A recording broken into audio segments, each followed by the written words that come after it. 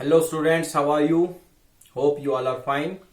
Welcome to DSCJ home classes. Before announcing my topic, I want to ask some questions which you have learned earlier. If I will ask you what are living things, definitely you will say living things are those things which can respire, which can move from one place to another. Living things need air, food and water to live. On the other hand, you will say non-living things do not move from one place to another by its own. They do not need food, air and water to live. And if I will ask you to write some examples of living things, you will definitely write human beings,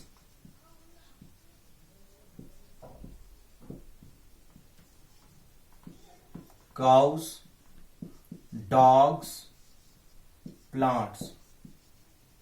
And if I will ask you to write some examples of non-living things, you will write house,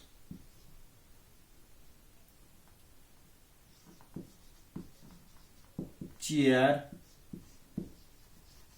table, etc. etc.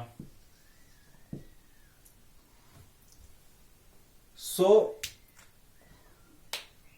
इसके बाद मैं आपसे एक और सवाल पूछना चाहूंगा कि ये जो हाउस है, ये जो चेयर है, ये जो टेबल है, इनका कुछ बेसिक यूनिट है, ये किसी ना किसी चीज से बने हुए हैं.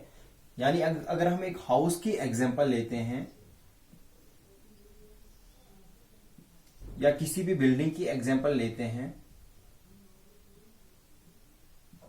तो ये जो बिल्डिंग्स है वो किस चीज से बनी होती हैं? ब्रिक्स से.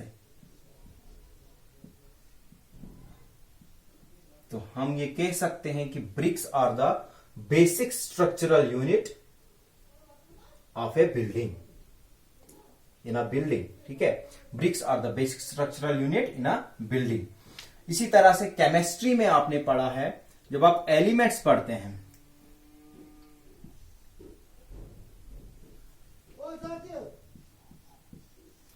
जब आप एलिमेंट्स पढ़ते हैं तो एलिमेंट्स किस चीज से बने होते हैं? एटम से.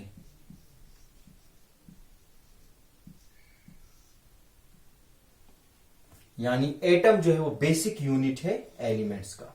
ठीक है, यूनिवर्स में जितनी भी चीजें हैं उनका कुछ ना कुछ बेसिक यूनिट होता है, बेसिक स्ट्रक्चरल यूनिट होता है, जिस चीज से वो बनते हैं.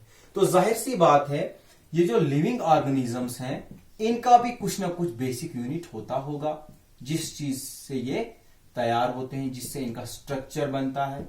तो अगर मैं आपसे पूछूं what is the basic structural unit in a living organism, तो आपका जवाब क्या होगा? मेरा आपसे सवाल है, what is the basic structural unit in a living organism. तो यहां से आप सोचना शुरू कर देते हैं. जहां से आप सोचना शुरू कर देते हैं, मेरे ख्याल से सीखने का टाइम जो है वहीं से शुरू होता है, वहीं से आप जो है वो सीखना शुरू कर देते हैं. तो इस क्वेश्चन के आंसर से, इस क्वेश्चन का आंसर देते हुए मैं अपना टॉपिक भी अनाउंस करूंगा. इस क्वेश्चन का आंसर जो है वो क्या है? Cell. Cell is the basic structural unit of living organism. ठीक है, तो मैं आज अपने टॉपिक को अनाउंस करता हूं. मेरा टॉपिक क्या है आज का? सेल है. तो आज हम सेल के बारे में पढ़ेंगे. सबसे पहले मैंने यहां पे एक एग्जांपल ली थी, एक बिल्डिंग की एग्जांपल ली थी. मैं फिर से वो एग्जांपल लूंगा. आपकी बुक में भी ये एग्जांपल दी हुई है.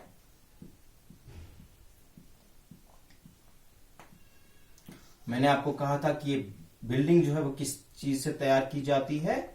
ब्रिक्स से.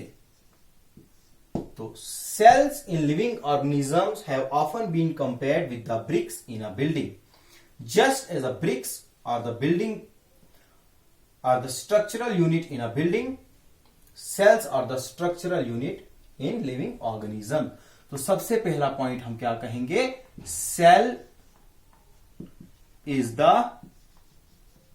structural unit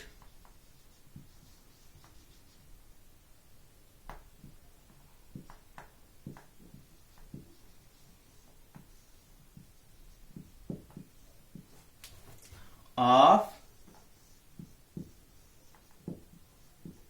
living organism.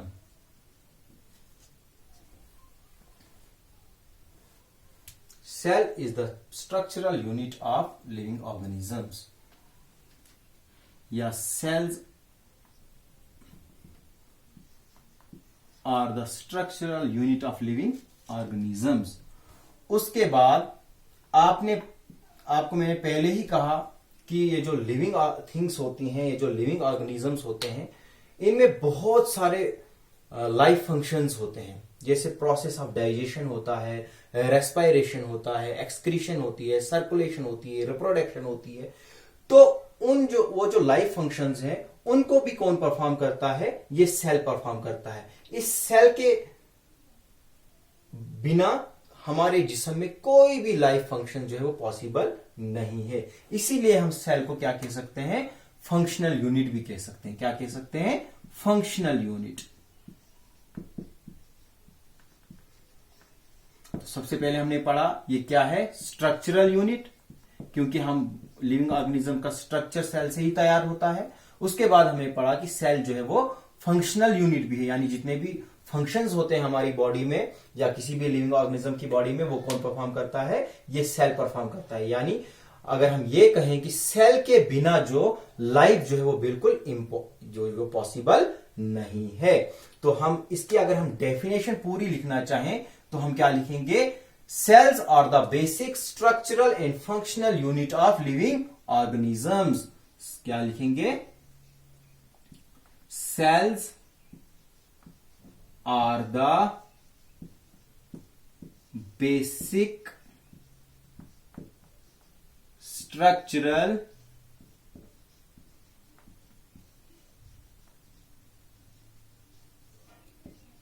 and functional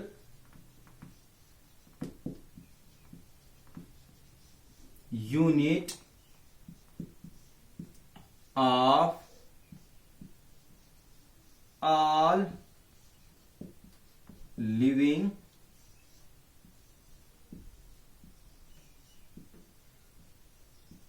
organisms. अब बात आती है सेल को डिस्कवर किसने किया? तो cell was discovered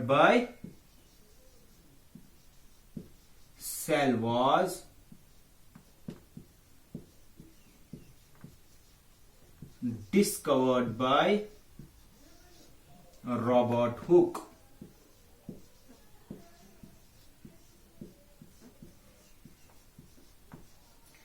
in 1665 cell को किसने डिस्कवर किया? रॉबर्ट हुक ने इसको डिस्कवर किया। कब? 1665।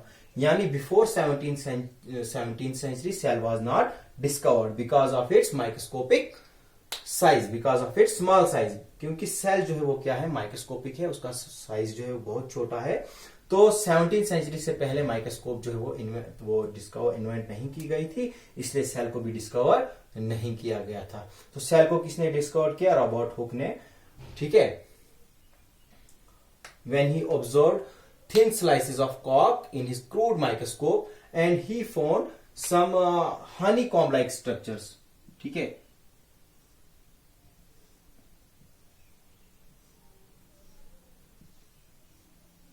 उन्होंने हनीकॉम्ब लाइक स्ट्रक्चर्स उसमें देखे कॉर्क स्लाइस में। तो फिर लेटर उसके बाद उनने उसका नाम क्या दिया? सेल। ठीक है, समझ आई? तो अब हम इसका स्ट्रक्चर के बारे में थोड़ा सा पढ़ते हैं। यहां तक आप लिख सकते हैं।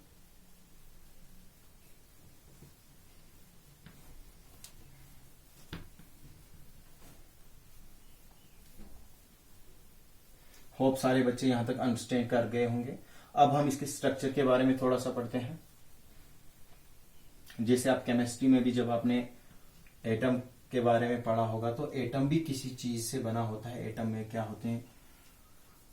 इलेक्ट्रॉन्स होते हैं, प्रोटॉन्स होते हैं। ठीक है। इसी तरह से सेल के भी कुछ पार्ट्स होते हैं। आज हम उस पार्ट्स के बारे में पढ़ेंगे। तो सेल जो होते हैं एनिमल सेल जो होता है वो डिफरेंट होता है और प्लांट सेल डिफरेंट होता है। आज हम एनिमल सेल का स्ट्रक्चर पढ़ेंगे। एनिमल सेल के बारे में हम पढ़ेंगे।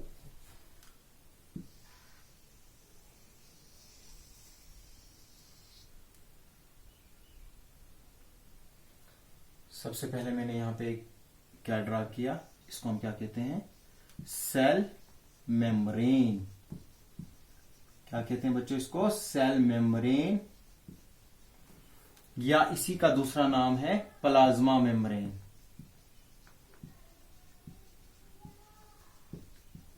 मैं साथ में आपको फंक्शंस भी पढ़ाता जाऊंगा, ठीक है। सेल मेम्ब्रेन या प्लाज्मा मेम्ब्रेन कहते हैं इसको, ठीक है, या इसको सेमी परमिएबल मेम्ब्रेन या सेलेक्टिव परमिएबल मेम्ब्रेन भी कहते हैं।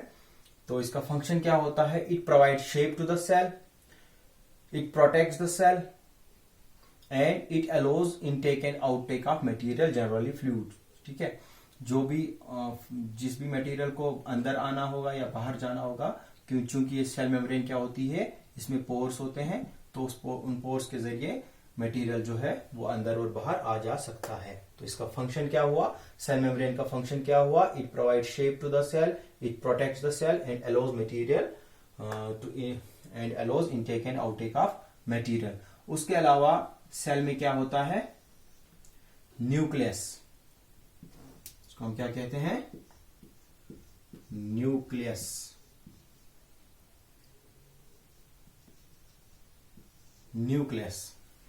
न्यूक्लियस को हम क्या कहते हैं, न्यूक्लियस को हम बॉस ऑफ द सेल कहते हैं। जितने भी लाइफ फंक्शंस इसमें सेल में होते हैं उनको कंट्रोल कौन करता है, न्यूक्लियस। इसीलिए हम न्यूक्लियस को बॉस ऑफ द सेल भी कहते हैं। न्यूक्लियस के अंदर न्यूक्लियोलस होता है, क्या कहते हैं हम इसको, न्यूक्लियोलस। इसके अंदर आपको एक थ्रेड लाइक स्ट्रक्चर भी दिखाई देते होंगे, इनको हम क्या कहते हैं, क्रोमोसोम्स कहते हैं। इसके अलावा इसमें जेली लाइक सब्सटेंस होता है जिसको हम क्या कहते हैं, न्यूक्लियर सैप।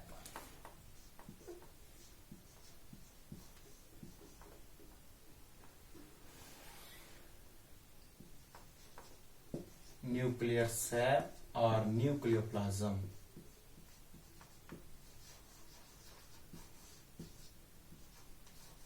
न्यूक्लियोप्लाज्म भी इसको कहते हैं या न्यूक्लियर सैप कहते हैं।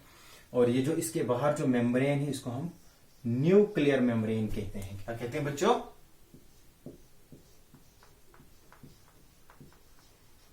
Nuclear membrane. ये न्यूक्लियर मेम्ब्रेन इस न्यूक्लियस को प्रोटेक्ट करती है, ठीक है। इसके अंदर जो क्रोमोसोम्स होते हैं वो क्या करते हैं, it helps in the transmission of characters from one generation to another generation. तो होल अगर हम न्यूक्लियस का फंक्शन पढ़े तो nucleus is the boss of the cell, it controls all the life functions takes place inside the cells and it helps in the transmission of character from one generation to another generation. Nucleus में भी बहुत सारे parts होते हैं, इसमें nuclear membrane होती है, इसमें जो जेली लाइक सब्सटेंस जो आप यहां से देख रहे हो उसको हम न्यूक्लियर सेप या न्यूक्लियोप्लाज्म कहते हैं। उसके बाद इसमें क्रोमोसोम्स होते हैं, उसके अलावा इसमें न्यूक्लियोलस होता है। तो उसके बाद हम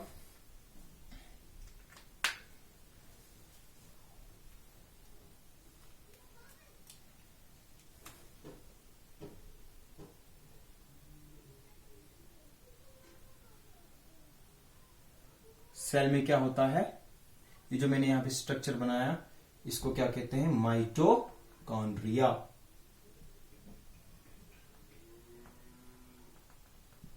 माइटोकॉन्ड्रिया, इसका दूसरा नाम है powerhouse of the cell.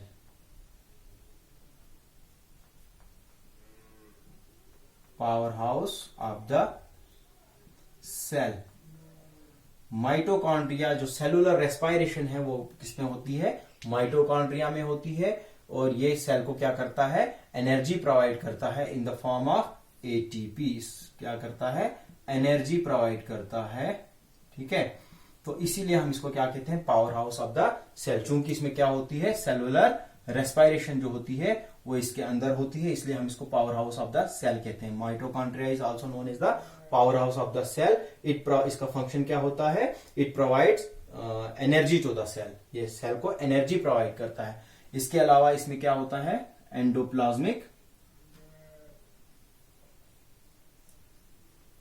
Endoplasmic reticulums होते हैं।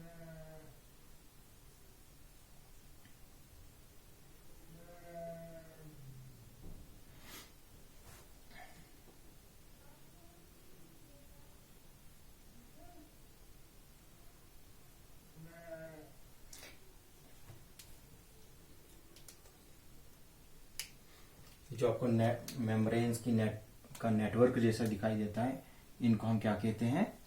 Endoplasmic reticulum.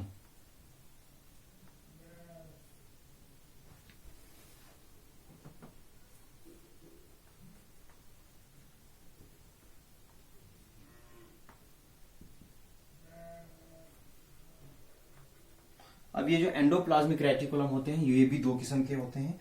एक पे आपको क्या दिखाई देंगे, ये जो स्ट्रक्चर जैसा मैं इस पे बनाऊंगा, अब यहाँ पे आपको डार्ट जैसे दिखाई देते हैं, लेकिन इनका स्ट्रक्चर बहुत कॉम्प्लेक्स होता है। ये आपको इस सेल पे भी दिखाई देंगे। इनको हम क्या कहते हैं? राइबोसोम्स। क्या कहते हैं?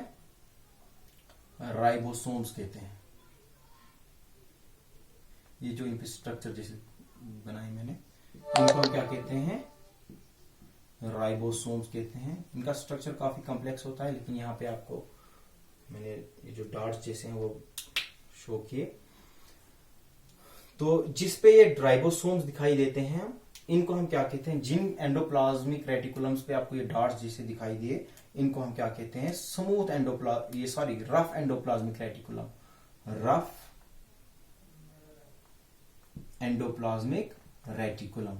और जिसपे आपको ये राइबोसोम दिखाई नहीं देते हैं, इनको हम क्या कहते हैं? Smooth endoplasmic reticulum. Smooth endoplasmic reticulum. ठीक है। अब इनका फंक्शन क्या होता है? Being a network of membrane, it provides surface area, it provides space to perform all the life functions. ठीक है।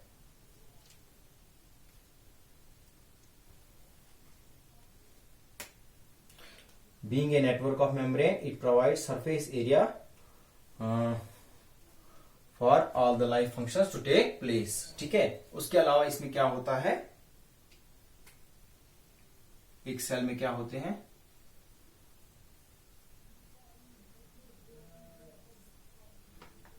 इनको हम क्या कहते हैं? Golgi complex.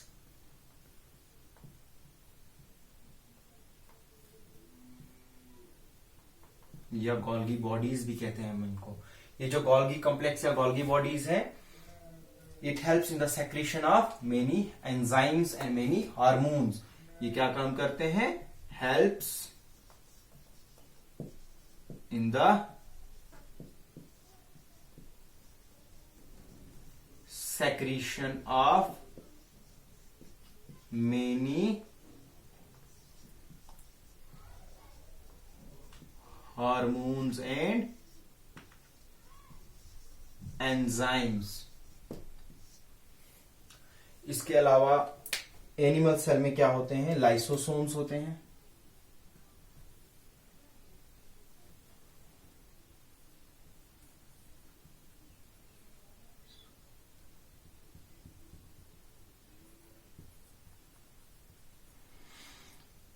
इनको हम सुसाइड बैग्स भी कहते हैं।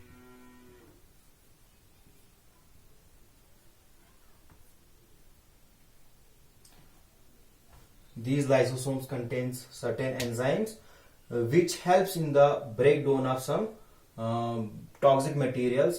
ठीक है। जो भी इस सेल में टॉक्सिक मटेरियल्स होते हैं, ये लाइसोसोम जो है उनको क्या करते हैं? डाइजेस्ट कर देते हैं, या हम उनको कहेंगे कि हम ब्रेक डाउन कर देते हैं, या कभी कभार पूरे सेल को भी ये क्या कर देते हैं? डाइजेस्ट कर देते हैं, ब्रेक डाउन कर देते हैं, खत्म कर देते हैं अगर सेल में कोई खराबी आ जाए तो। इसलिए हम इनको सुसाइड बैग्स भी कहते हैं। क्या कहते हैं? Suicide bags. और उसके अलावा इसमें क्या होता है? ये सेल जो होता है वो पूरा इसमें जेली लाइक सब्सटेंस होता है, फ्लूइड्स होते हैं इसमें।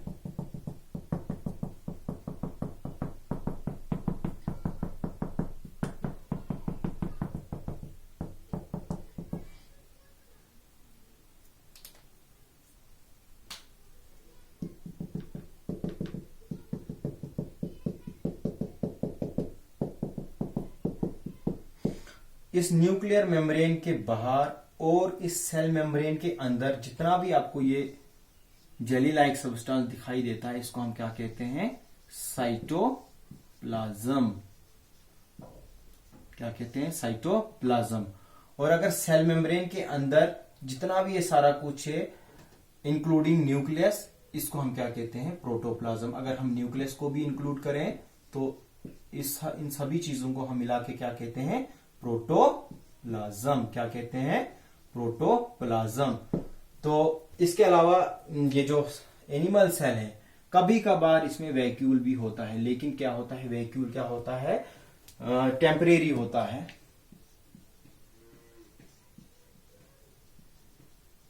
और स्मॉल होता है, टेम्परेरी एंड स्मॉल वैक्यूल।